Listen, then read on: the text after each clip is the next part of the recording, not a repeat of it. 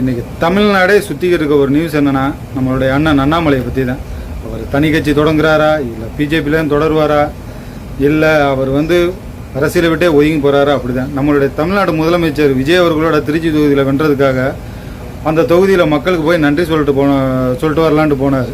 இன்றைக்கி அது கூட பேசும் பொருளாக இல்லை. அண்ணாமலை என்ன பண்ண போகிறாரு, அடுத்து டெல்லிக்கு வேறு போயிருக்காரு, என்ன பண்ண போகிறாரு அப்படின்ற ஒரு பேச்சு தான் அடிபட்டுக்கிட்டே இருக்குது. இதில் வேறு அண்ணன் போயில ஒரு ட்விஸ்ட் வேறு வச்சுட்டு போயிட்டாப்லையா, என்ன போயிட்டு வந்துடுறேன், 2 நாள் கழிச்சு நான் சொல்கிறேனே உட்காந்தே பேசுவோம்னு அப்படின்னு சொல்லிட்டு போயிட்டாப்லையா. அதனால அந்த 2 நாள் எப்படா ஆகும்னு எப்போ சொல்லுவார் அண்ணாமலை. அங்கே போய் பார்த்துட்டு வந்துட்டார், தேசிய தலைமையை பார்த்துட்டு பேசிட்டார். அங்கே என்ன பேசினார்ன்றது தான் இப்போ எல்லாருக்குமே ஒரு பிரச்சனையாக ஓடிக்கிட்டு இருக்கு. தமிழ்நாட்டில் அண்ணன் அண்ணாமலை வெறுத்தவங்க முதற்கொண்டு இன்றைக்கி அண்ணாமலைன்னு சொல்கிற அளவுக்கு வந்துட்டார்.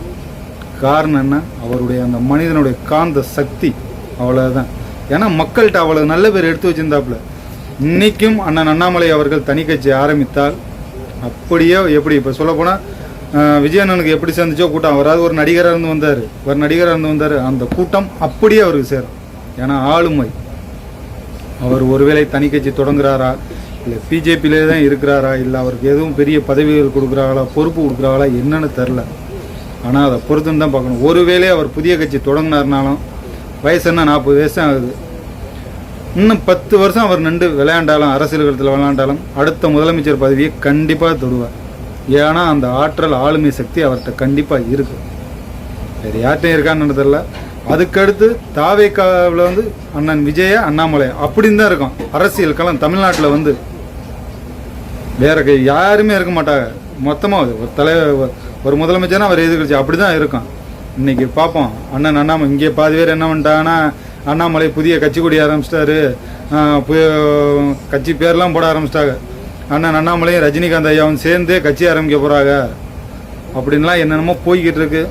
ஆனால் எனக்கு தெரிந்து ஒரு வேளை அண்ணன் அண்ணாமலை அப்படி பண்ண மாட்டார். ஏன்னா பாஜக தான் அவருக்கு அடையாளம் கண்டு கொடுத்துச்சு.